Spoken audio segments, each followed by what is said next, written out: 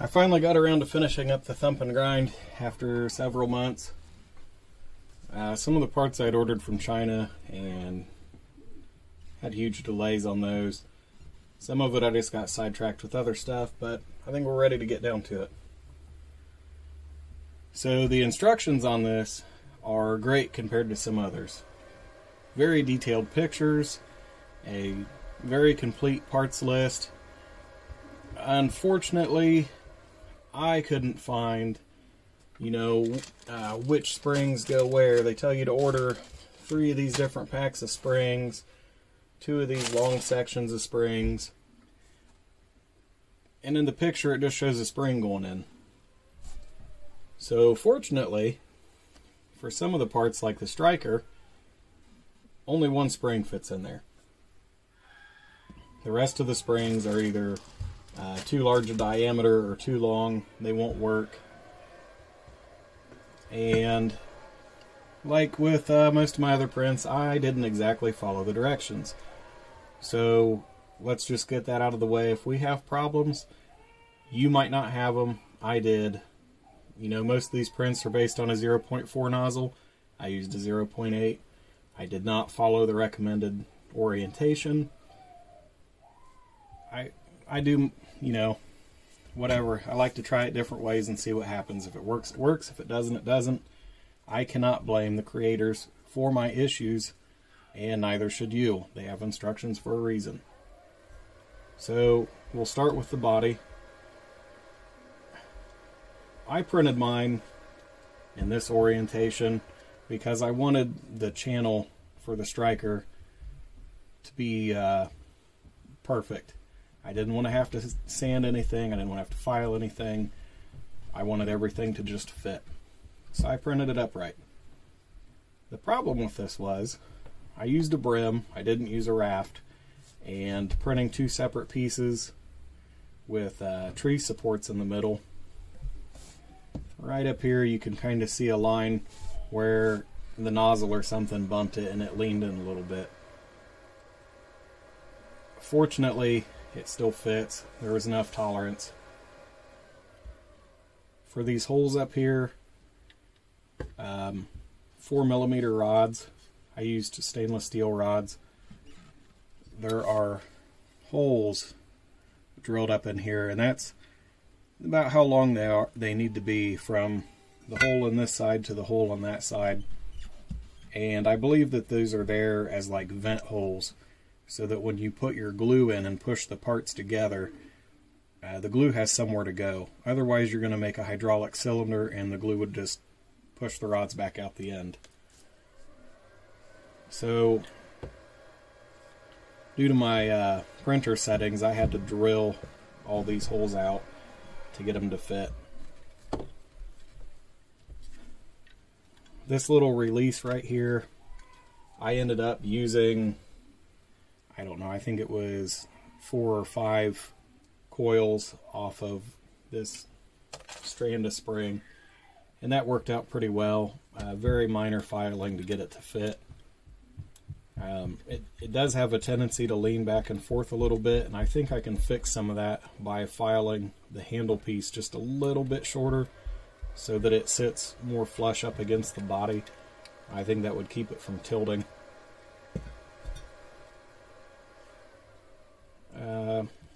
When you do put your handle on, make sure you tap it if you're not going to use a threaded insert.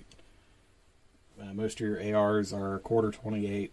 So I already had that tap. I already had those screws. That's what I used, as well as a stock handle. So that's pretty much it for the body. The front part was uneventful. It printed fine. The barrel holder, I believe is what they call it. I didn't have any issues with this. I did have to drill this hole out a little bit, but not much. You can probably see the marks in there from where I had to twist the barrel through to get it to fit. For your ejector, the instructions say to use a Bic spring. And they're not talking about these little Bics they're talking about, you know, your standard full-size Bic. The springs on those are right around 45 coils. The instructions say to cut it to 3/5 length. That would put you at 27 coils. So the first set that I did, I cut them to 27 coils, and I didn't have enough spring pressure to get the extractor all the way out. It just wouldn't come out far enough. So I butchered a couple more lighters, and I found that for mine, 34 to 35 coils was better. And this little guy's such a bitch to get in there. I'm not taking it out to show you. I ended up putting one of these in Tinkercad, and the pins that are on the side, I made that a hole. And I ended up using a piece of 3/32 stainless steel rod, which I filed the top and bottom flat so that it would fit down in these grooves. And I just stuck that through and glued it in place. Because the first one I made, once I switched to these longer springs, it actually, I don't know why I did it. I pushed it all the way down and let it go, and it rocketed off. But my suggestion is, leave the springs out, put the extractor in, pull it back forward, and then slide your Bic springs in, and you can use a small screwdriver to just kind of tuck them down in the notches. For me, that was a lot easier than trying to put the springs in first and then tuck everything back under spring pressure.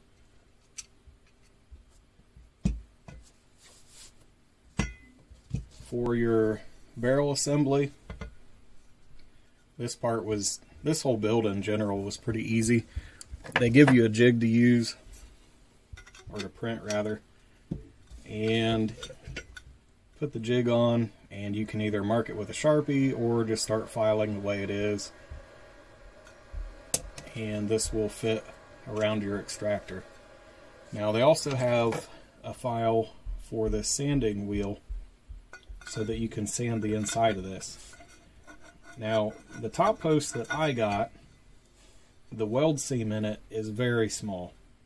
I mean, you can feel it, but it's so small that it's not interfering with anything.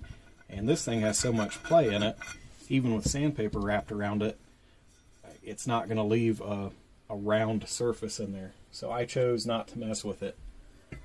I purchased some of these reloadable aluminum 37mm shells.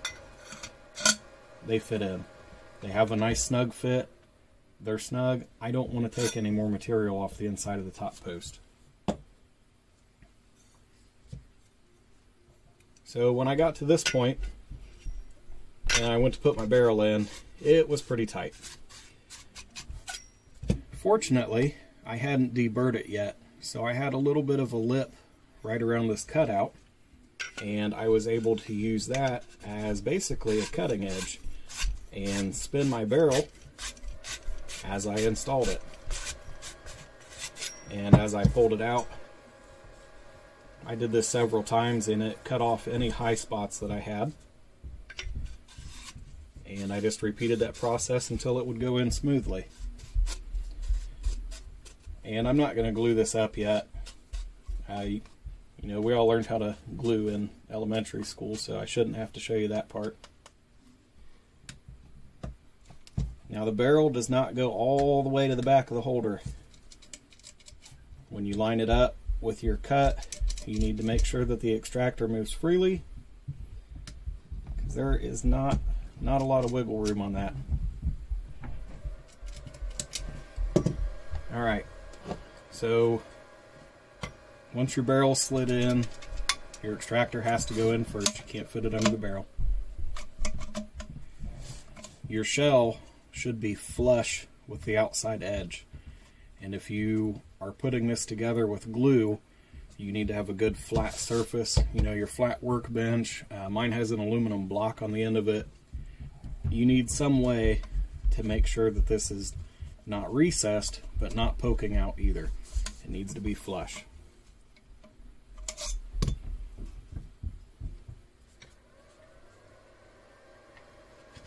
So I know there are instructions say that to put this in last, but I already have it in. It's not glued. I could pull it back out, but we're not going to fight it. So at this point, you would go ahead, take your front, your back, squirt your glue in the holes,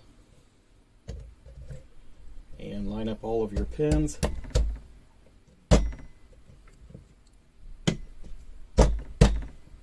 And we'll use our rubber mallet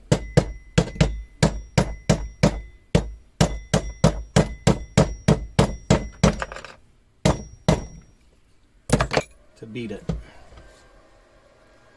Just like Michael Jackson always says, just beat it. Now we can put our shell in and check for fitment. Everything fits. You can see, like I talked about, this part warped a little bit, but it doesn't line up too hateful. Now, I chose to print the pick rails for the top of mine, and if you look at the notches on the bottom for the pinholes, this one has to go in the back in this orientation. This one has to go in the front in this orientation. Now mine are a little bit tight, and I should probably file fit them a little bit better, but we're not gonna.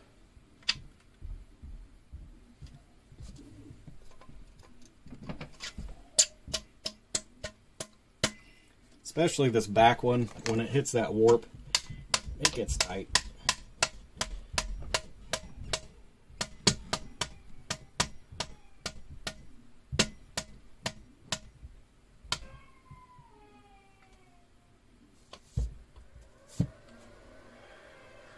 I took that one a little bit too far forward. Either way, so I wasn't real happy about this gap. If you line the holes up for the pins, you have a gap right here. And I don't really care for that, but if you knock them together all the way,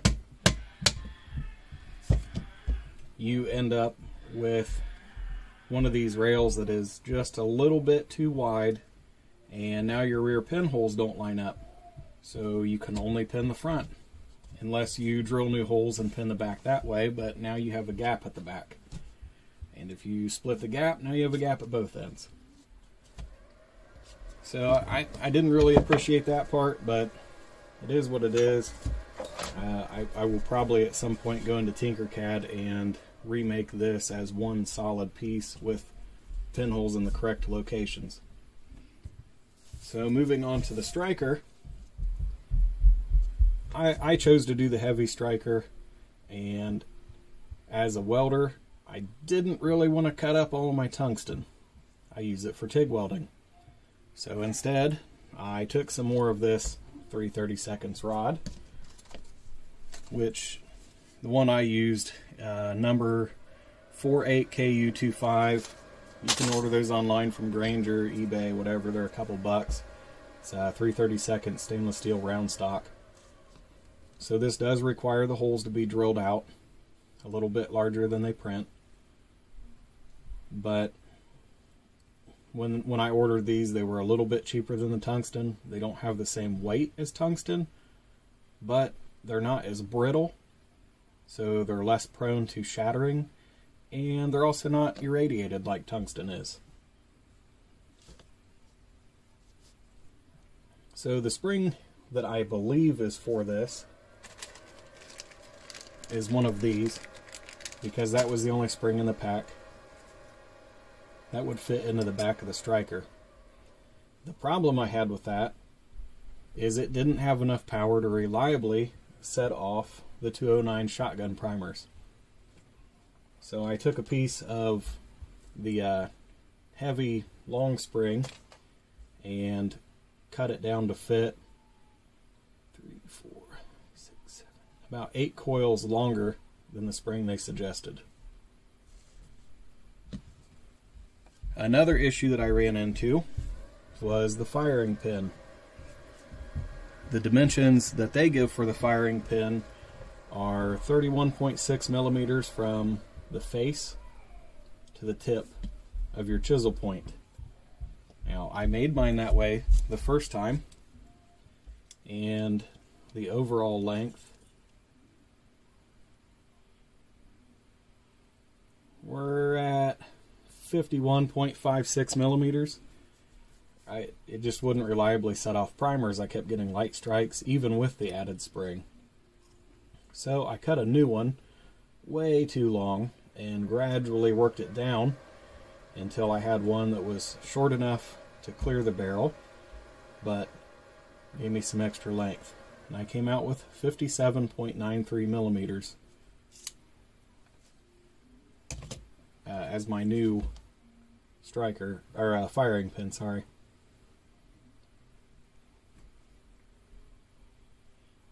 And that just slides in there, is held in place with glue. And then your guide rod goes through the middle. That's not the right one. And these just slide in the back. Pull the trigger, give them a little push. Honestly, the hardest part of this whole build was the trigger. I absolutely did not enjoy this, and because of that, I'm not taking it back apart.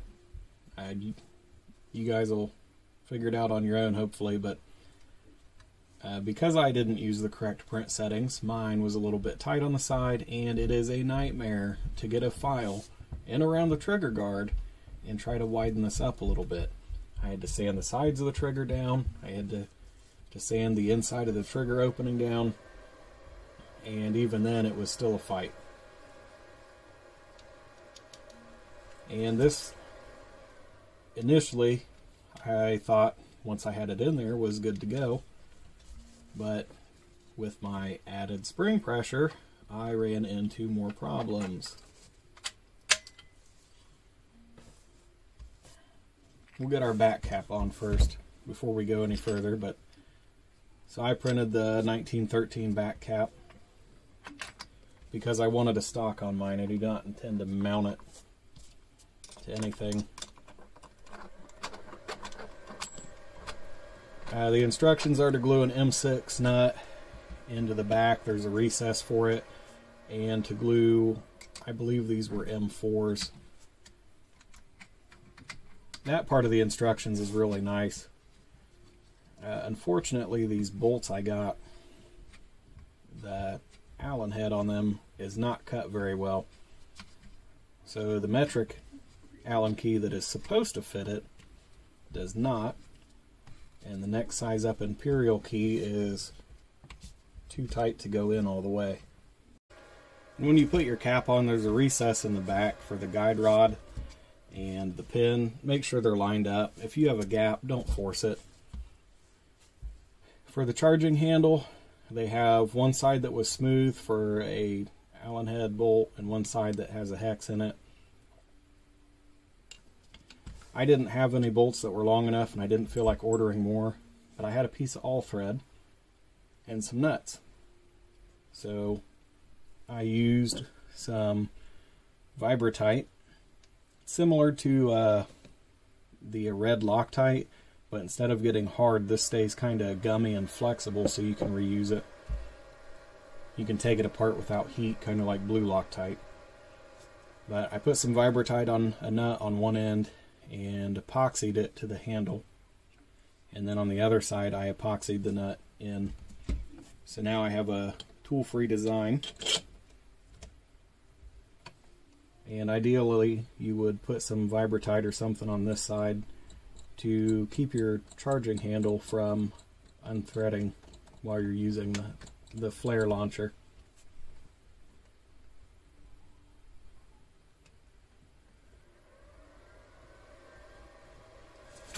And when you tighten these, if you get them too tight, they will bind up on the frame and things won't slide properly. So there's a fine line between too tight and too loose. And mine's a little sloppy because I don't have the right size bolt in there. Again, that's my fault. That's not the designer's fault.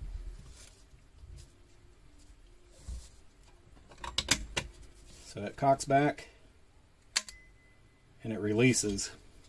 And one thing I noticed when I first put this together, you can see when I pull this back, the trigger actually moves when I let go of it. The trigger starts to release on its own under the spring pressure.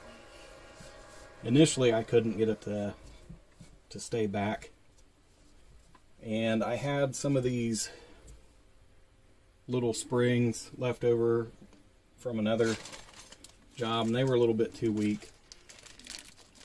And I had these springs. These are from the LF1 foam dart blasters. Part number 154B from Jones Spring Company.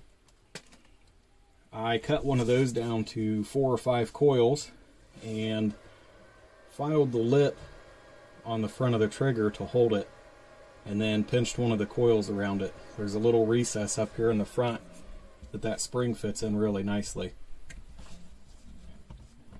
And that's not really the way the spring is meant to be moved, but it keeps the trigger from releasing. And I tried several different methods.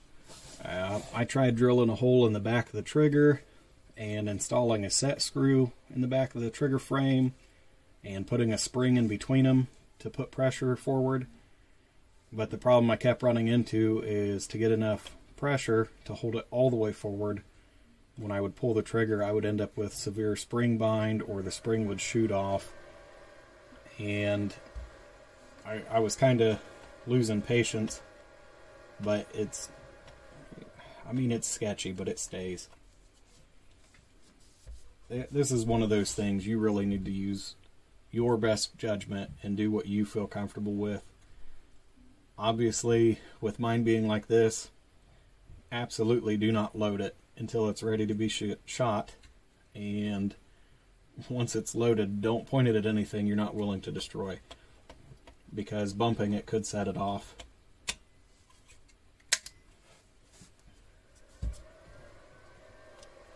For the stock, the 1913 adapter, I used some heat set inserts, threaded inserts, so that I didn't have to use nuts on the other side. And we can just slide that down on the top.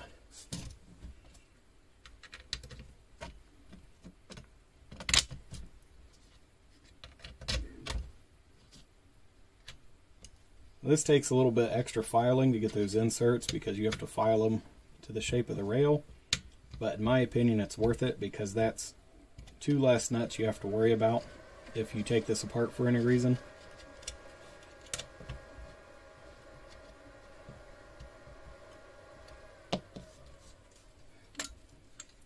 And now we have folding stock. This design right here is pretty much the same as what's on the bento box, so if you've done that one, you probably have extra springs already. Get that a little bit tighter.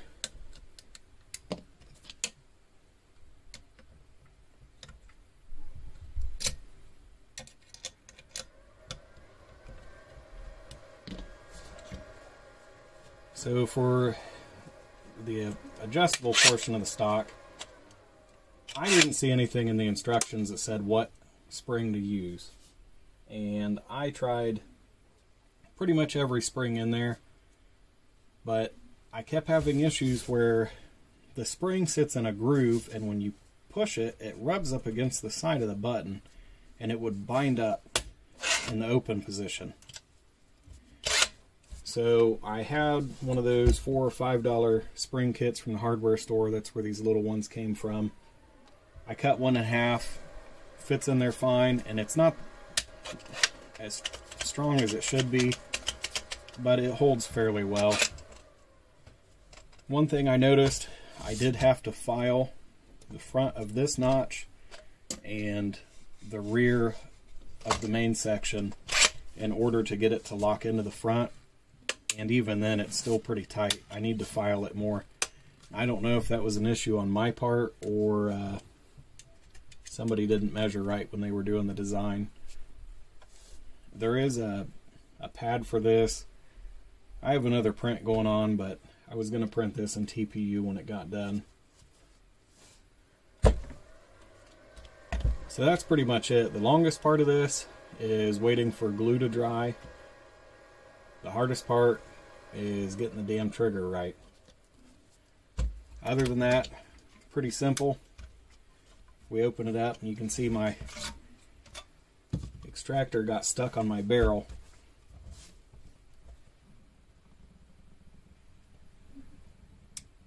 With it not being glued in place, it tends to move a little bit if you kind of slap it shut with a shell in there. Has a little bit of rotation. So these shells, you can see, have powder burn in them already. I have already test fired it, and with the setup I'm using, you get a nice deep primer strike without puncturing the primer. Yep, that one fell out. So every one of these went off on the first try. After the reassembly video, I started having issues again with light primer strikes, and I believe what had happened is the first time I put it together, my spring was not in the recess in this back area, giving it more spring pressure than when I put it together on video. When I went to test it again, I was back to light primer strikes, and with how sketchy the trigger is, I'm just not comfortable putting more pressure on it. So I am working on redesigning this rear section to use an AR-15 fire control group. And once I get caught up on my prints, we will print those and reassemble it and see if it works any better.